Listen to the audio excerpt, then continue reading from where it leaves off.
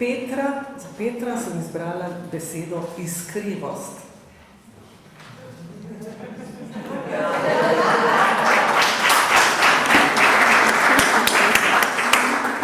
Vedno obljublja, da vam bo ponudil neke ocvirke v tem novem, ali pa vse v predlogu novega nacionalnega programa, tudi ti ocvirki pašejo v iskrivost. Izvoli, Peter. Hvala lepa.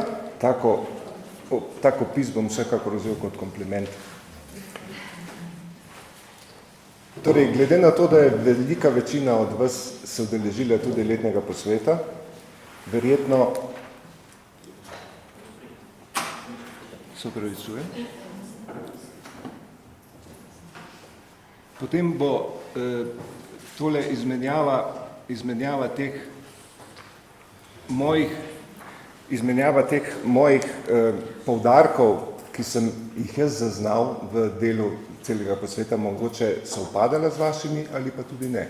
Pač te poudarki so moji. Zdaj, najprej seveda za tiste mogoče, ki se niste udeležili, posvet je potekal tako, da je bilo najprej nekaj plenarnih nagovorov, pozdravov in en res navdihujoč referat gostujoče predavateljice.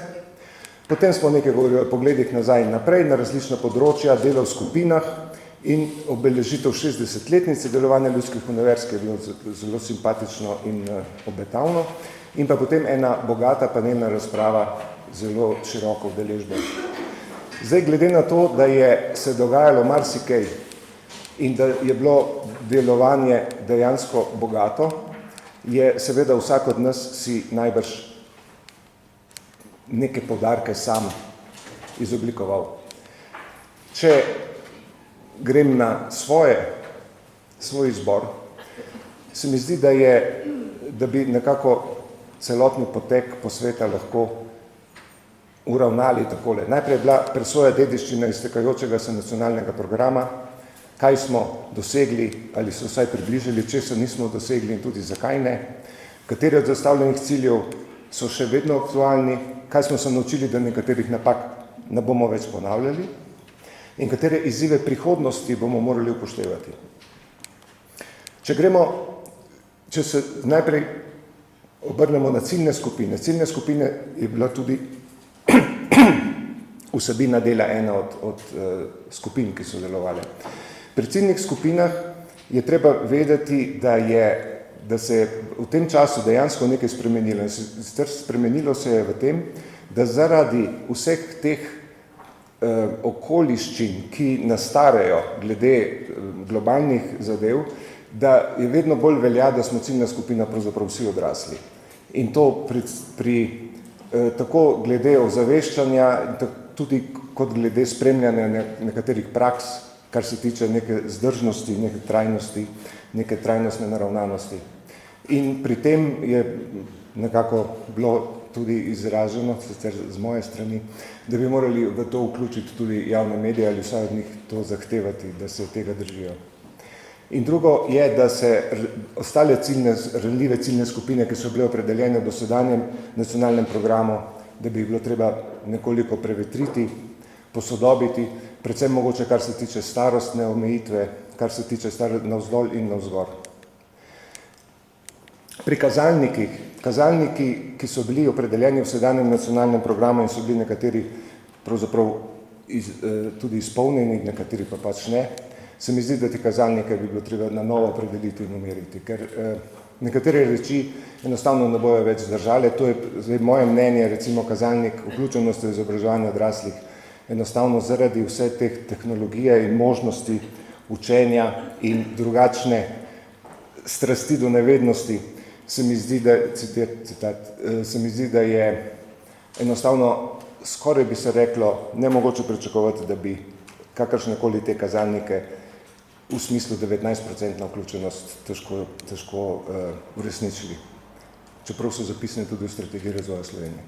Če gremo po prednostnih področjih, pri splošnem neformalnem učenju in izobraževanju bi se pač morali usmeriti v seznam temeljnih zmožnosti in jih kot celoto jemati oziroma vsako posebej in ne se držati samo nekaterih recimo IKT tehnologija, ki je najbolj izpostavljena, ali pa učenje tujih jezikov, ampak tudi vseh ostalih 6, in da pri tem bi morali zelo velik poudarek dati na usposabljanje za ohranjanje narave, trajnostno bivanje, vzdržno potrošnjo, zeleno gospodarstvo.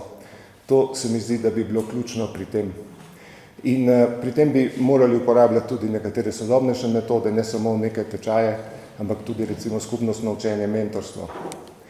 In izobraževanje za pridobitev formalne izobrazbe. Tiste podatki, ki so bili predstavljeni, kažejo na to, da se recimo pri teh, ki jih še vedno jemljemo kot ranljive ciljne skupine, se pravi odrasli brez dokončane osnovne šole in brez dokončane 4-letne srednje šole, da je delež med posameznimi starostnimi kategorijami vsekakor bistveno bolj prisoten pri starejših kot pri mlajših. Če smo pa pogledali starostno strukturo upisanih v te programe, je pa seveda bistveno več mladih. To se pravi, da bi bilo treba to velja tako za osnovno šolo za odrasle, kot tudi za srednješolske programe.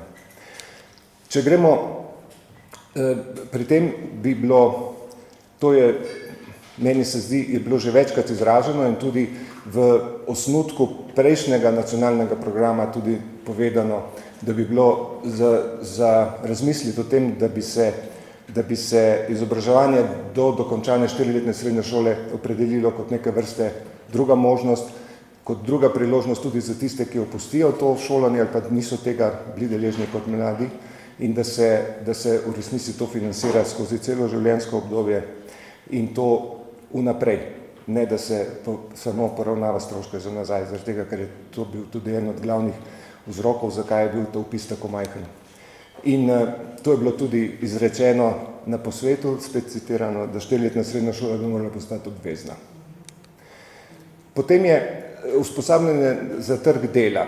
Pri tem se spet še vedno vrtimo okrog dveh vprašanj. Sicer ali je izobraževanje odraslih namenjeno predvsem zaposljivosti in ali lahko napovedi o potrebah na trgu dela določajo smeri izobraževanja. O tem mislim, da bo danes precej govora in zaradi tega sem tudi to bolj skromno predstavil. In recimo ena zanimiva reč, ki je bila tudi izrečeno na panelni razpravi, da v Sloveniji imamo kljub zelo visokemu deležu visoko izobraženih primanjkljaj kritične mase terciarno izobraženih, ki bi generirala delovna mesta z višjo dodano vrednostjo. Ker če se mi zdaj ukvarjamo z napovedmi gospodarstva, katere profile bo rabilo v prihodnosti, na sedanjo zahtevnost delovnega mesta, potem pravzaprav za neko kolektivno ali pa nacionalno dvigovanje nekega količine znanja nismo naredili kaj dosti. Pri podpornih dejavnostih je bilo pač izrečeno, da pričakovanja za bodoče javne službe, ki je opredeljena v zakonu novem in ki še ni zaživela, da so precej velika in da se predvsem javne organizacije precej obetajo od tega in imajo velika pričakovanja. Sistemski okviri, ki so za vzpostavitev sistema priznavanja in potrjevanja neformalno pridobljenih znanj in veščin, pač še ni niti zaživel, oziroma tudi te osnutki, ki so v resnici še na nekih začetkih. Kakovost ostaja še naprej prioriteta in pri tem je treba seveda si prizadevati zaradi zagotavljanja kakovosti in zaradi zagotavljanja pravzaprav neke vrste kakovosti tako samih programov, kot tudi izvajanja teh programov, da bi bilo treba v resnici še vedno poudarek dati na razvoju novih javno veljavnih programov. Zelo se izkazuje že ves čas veljavnosti tega nacionalnega programa, da je izrazito podhranjena raziskovalna dejavnost na področju izobraževanja odraslih. V resnici tega skoraj ni. Pri financiranju, da kljub temu imeli smo na posvetu predstavitev osnutka bodočega operativnega programa za naslednjo finančno perspektivo 2021-2027 in kljub temu, da je zasnova tega precej obetajoča, kar se tiče razvoja in kar se tiče usposabljanja, je in seveda vse to financirano iz Evropskih socialnih skladov in Evropskega kohezijskega sklada, je bistveno premajhen delež iz nacionalnega proračuna, ki bi zagotavljal predvsem javnim organizacijam neko stabilno financiranje, predvsem pa načrtovanje dela vnaprej.